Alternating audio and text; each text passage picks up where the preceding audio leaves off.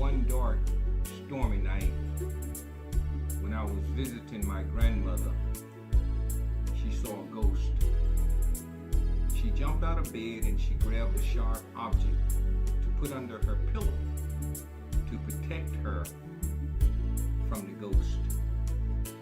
Because in those days, everyone knew that sharp objects protected you from ghosts. I believe some people know that ghosts are real and ghosts are part of their stories or beliefs.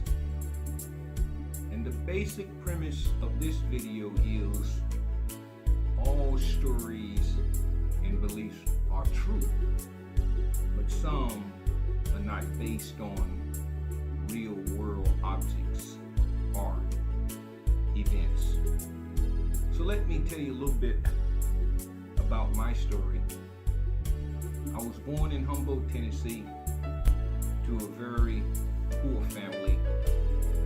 Around the 9th grade, I bought into the belief that I was not very smart. From the 9th grade until the 12th grade, I barely opened a book. I was one of those guys who failed trade class. You know, that's hammer and nail stuff. I never expected to go to college, so after high school, I just drifted from job to job, doing nothing with my life. I was on the way to being a gangster. My brother and I, we were headed down the same road, and he wound up in prison, and I was headed down that same road. So why did I write this book, Sociolosophy, Different Ways of Thinking and Behaving? I had read many of these success books by people like Brian Tracy, Zig Ziglar, and others, but I was still not as successful as I thought I could be. I knew something was missing for me. So I went on a quest to find out what was holding me back. Why, as a 9th grader, did I buy into the belief that I was not very smart? Why did my brother spend most of his life incarcerated? The book was an attempt to figure out what was holding me back. And I believe there was common threads that plagued my brother and others who felt as I did. The book basis premise stemmed from the notion that individuals can better understand and improve their lives through better ways of thinking, feeling, and behaving. I started the book with a quote from Carl Sagan. He stated that every culture has devised its own ways of responding to the riddles of the cosmos. There are many different ways of being human. This book was an attempt to figure out why I was not the human I thought I could be.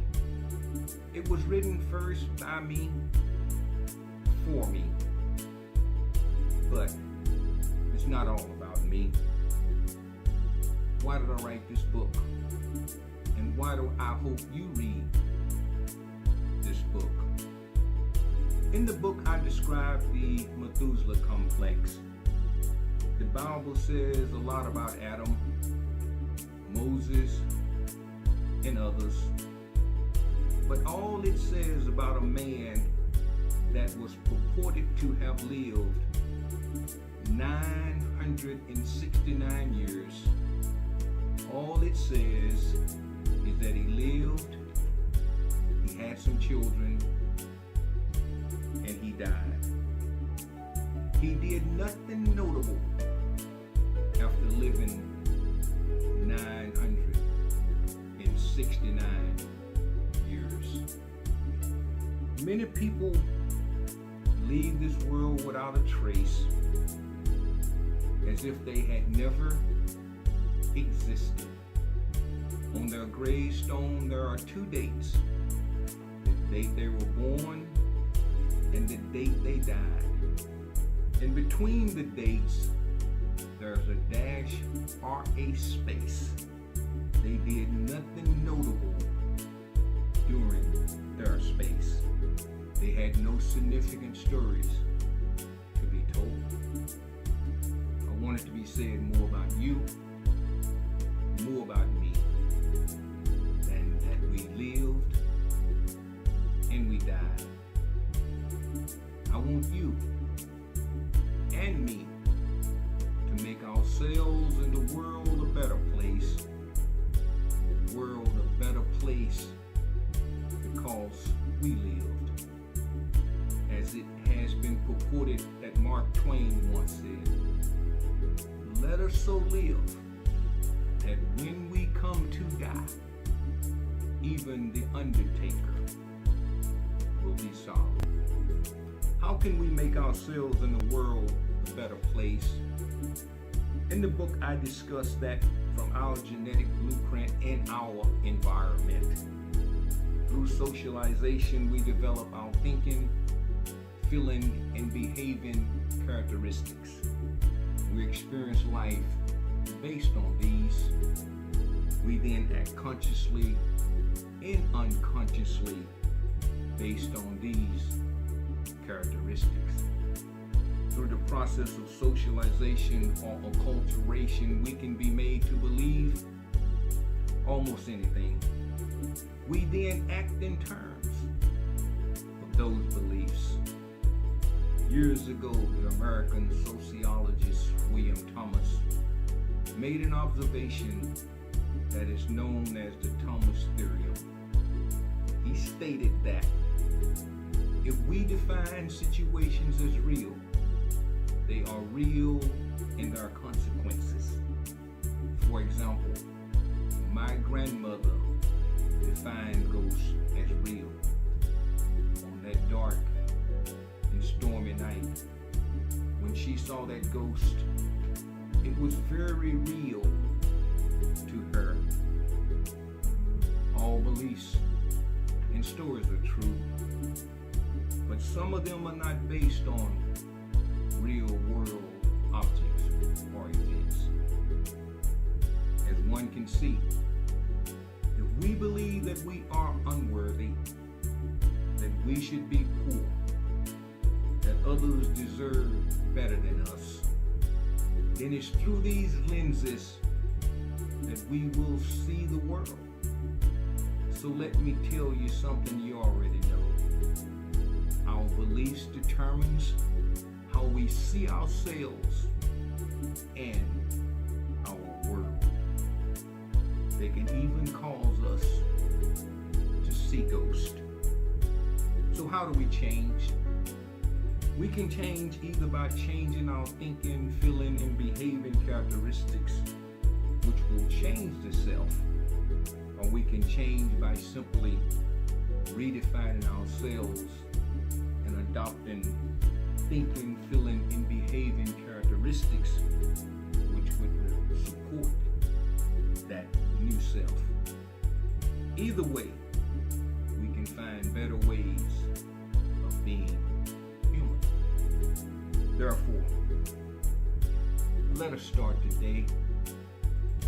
Let this video be a turning point in your life. Let us put away the stories that are holding us back. Somewhere along the lines, most of us have bought into the story that we are not as worthy of the good things in life as others. We have been socialized to believe that others are better than we are. Whether we are poor white or black in America, we are worthy. But again, let me tell you something you should already know. There is but one class of people, and that's first class. There is but one race, and that's the human race.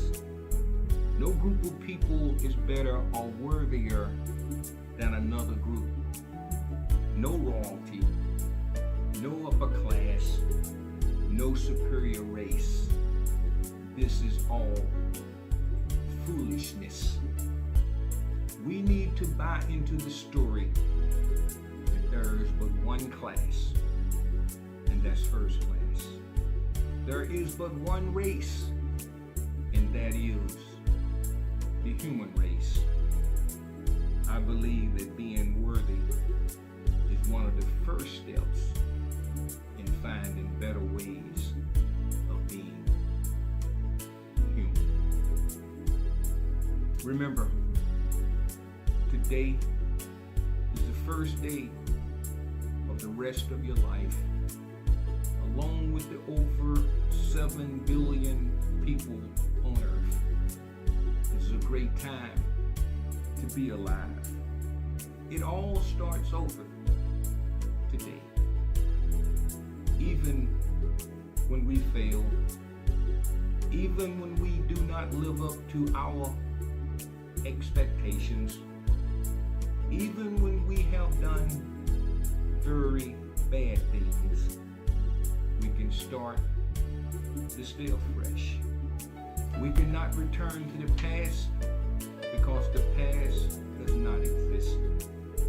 But as the mythical phoenix, consumed by fire, rises from the ashes to live again, we can start to stay afresh, building a self in a world we can be proud of.